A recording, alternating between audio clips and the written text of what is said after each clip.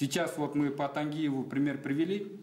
Есть еще ряд примеров, когда со ссылкой на тех или иных лиц говорят о том, что вот такая-то женщина видела, вот у него сноха видела, сестра видела, как вывозили там десятки трупов. В средствах массовой информации распространяется информация о том, что погибших намного больше. Если бы мы специально разместили на сайте фамилии, персональные данные, если бы кто-то еще погиб или пропал без вести, наверное, их родственники, родные и близкие забили бы тревогу и сказали бы, что пропал еще вот такое-то, такое-то лицо пропало. И сейчас мы проверяем каждую информацию, просим довести до населения, каждую информацию, когда говорят, вот такое-то лицо сказало, что он видел столько-то трупов.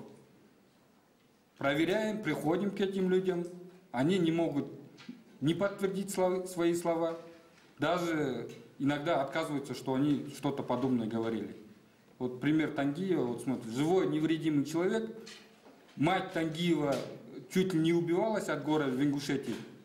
Связи в определенное время не было, у нас, вы знаете, проблемы связи. Все родственники, включая матери, они уже вылетали в Казахстан, чтобы забирать труп сына.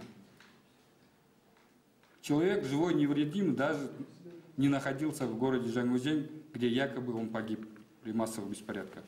И таких примеров предостаточно, и правоохранительным органам приходится каждое такое сообщение проверять, находить этих людей, на которых ссылается. И эти люди, когда с них спрашивают, они либо говорят, что они такое не говорили, либо не могут подтвердить свои слова. Каждая информация будет проверяться, и если эти слова будут иметь причинную связь с какими-то тяжкими последствиями, конечно же, эти люди будут нести установленную законом ответственность за распространение заведомо ложных сведений.